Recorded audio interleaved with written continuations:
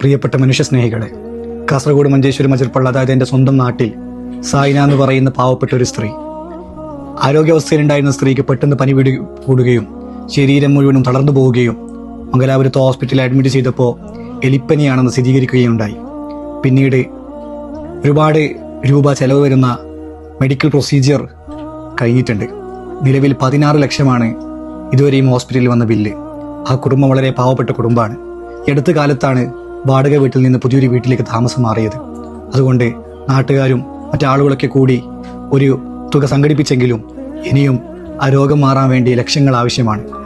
സായിനിയുടെ ഭർത്താവായ ഹനീഫ് കെയുടെ സ്കാനറാണിത്. അതുകൊണ്ട് നിങ്ങളിലാകുന്ന രൂപത്തിലുള്ള സഹായം ആ കുടുംബത്തിന് നൽകുക.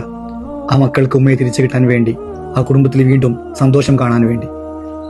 നബി സല്ലല്ലാഹു അലൈഹി വസല്ലം തങ്ങൾ പറഞ്ഞതുപോലെ, അസ്സദഖത്തു റദ്ദുൽ ബലാ, നിങ്ങൾക്ക് എന്തെങ്കിലും ബല അള്ളാഹു ഉദ്ദേശിച്ചിട്ടുണ്ടെങ്കിൽ ചിലപ്പോൾ ഈ തുക കൊണ്ടാകാം അത് അള്ളാഹു തട്ടിമാറ്റുന്നത്.